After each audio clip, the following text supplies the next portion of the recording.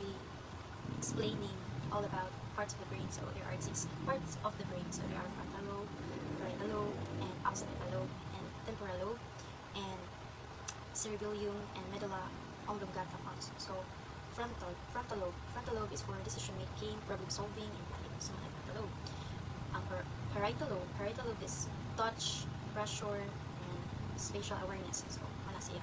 So ang occipital lobe is vision and visual processing.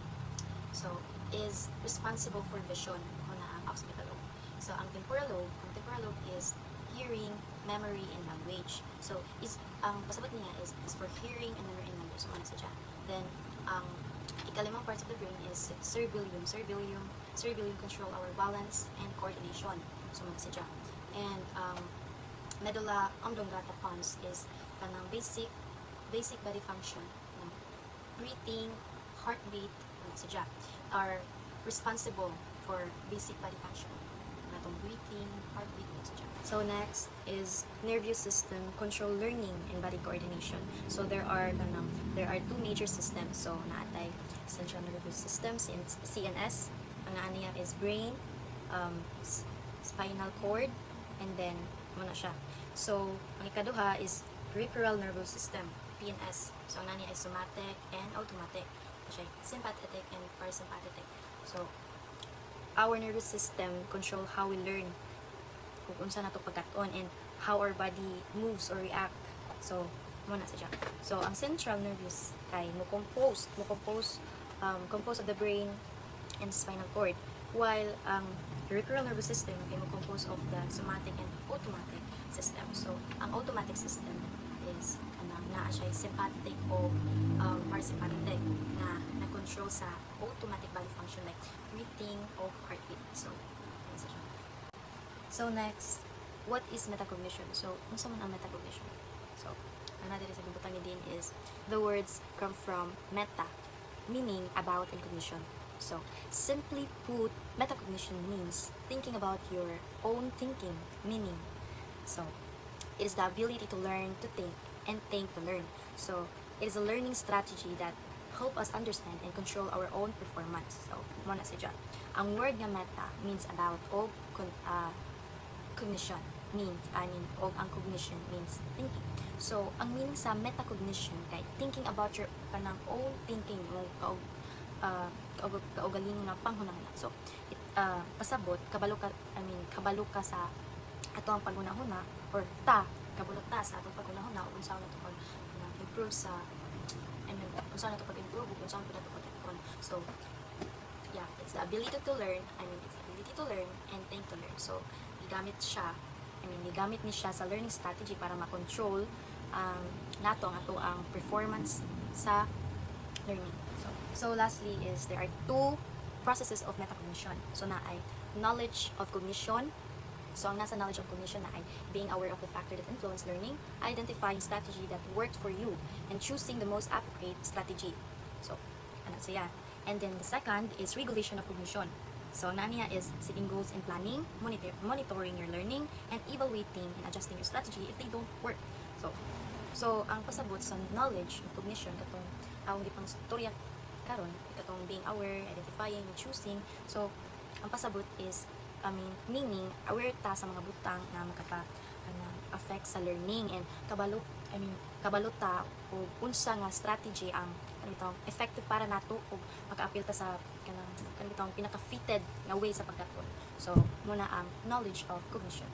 And then second is regulation of cognition. So dili nato kanang mabuhat ang pag-set sa goals and pagplano and pag-monitor sa learning. So and pag-adjust pod kung di epekto ang atong strategy. In short, metacognition help us become more aware and better learners. So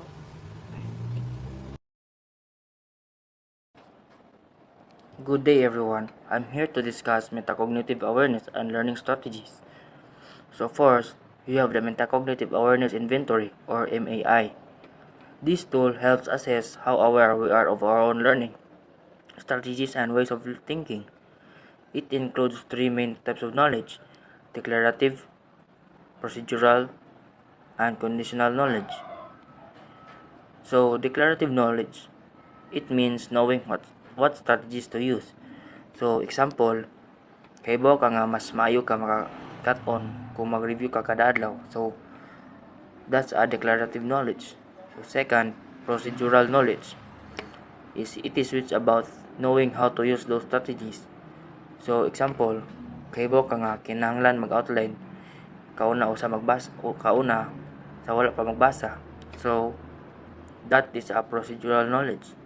And third, conditional knowledge. So, it involves knowing when and why to use them. So, example, kahibaw ka nga mas maayo mag-group study kung lisod ang topic, pero mag-solo study kung kinahanglan ka mag-focus. That's all. So, the MAI, helps us understand our learning habits and become more conscious of how we learn. So, the second slide. So, we have the self-assessment of self-regulated learning skills. So, this focuses on encouraging students to reflect on their learning approaches. It reminds us of how important self-reflection is in improving how we study. There are three main types of learning approaches. The surface approach, where students do the minimum work just to meet the requirements. So, example, kung mag-memorize lang o definition para makapasar sa exam. So, that is an example.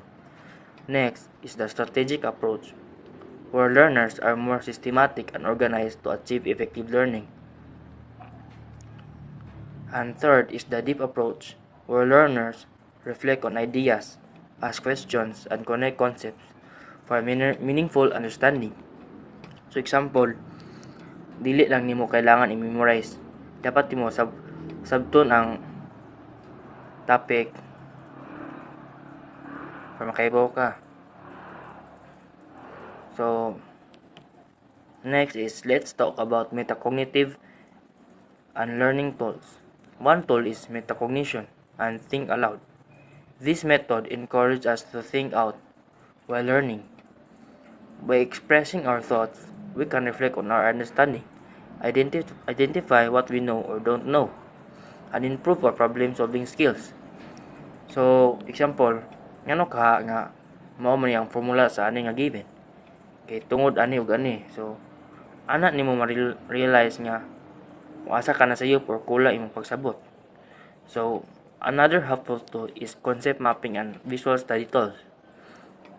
Concept maps helps us see the relationship between ideas, making learning more organized and meaningful. So, example, kung magtuon ka sa photosynthesis, pwede ka maghimo og concept map na nag-connect sa sunlight, chlorophyll o glucose. So, masayon sabton kung naay drawing o mapa sa imong una-una. To create a concept map, we first focus on the main question or topic. Second, identify key concepts. And third, construct the map to connect those concepts visually. Classroom assessment tools.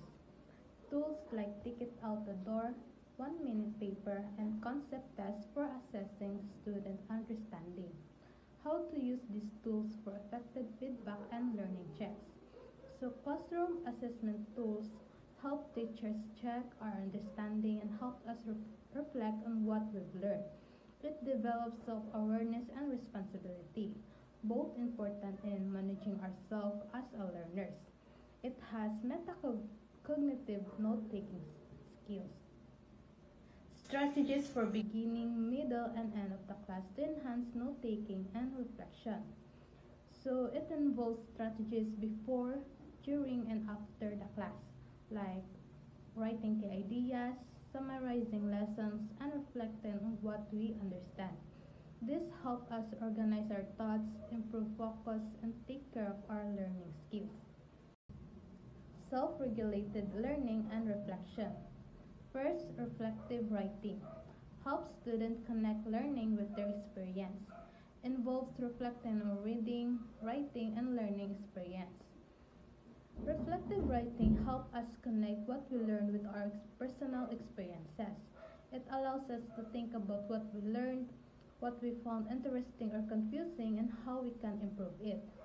It builds self-awareness, critical thinking, and motivation. So by reflecting, we understand ourselves better. And that's the important part of caring for the self. Second, managing own learning, self-regulated learning. Emphasize the importance of students regulating their own learning. Key factors in learning include motivation, self-regulation, and awareness of strengths and weaknesses. So it means that taking control of our own learning. We set goals, monitor our progress, and evaluate results. As the book says, self-regulation will always be a challenge, but if somebody going to be in charge, it might as well be me.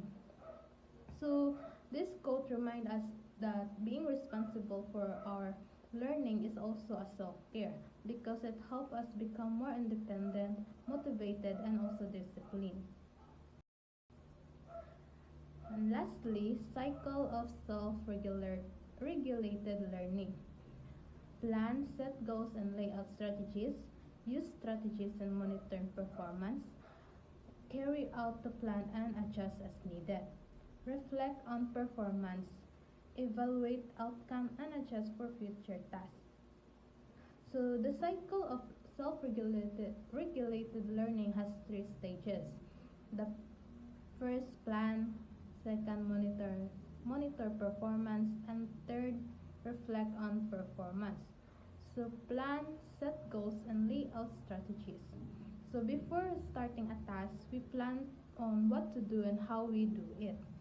Second, use strategies and monitor performances. So while working, check your progress and adjust if there's needed to be adjusted. Third, reflect on performance. After finishing, think about what worked and what to improve. So these cycles help us become independent, focused, and responsible learners, which is an important part of managing and caring for ourselves.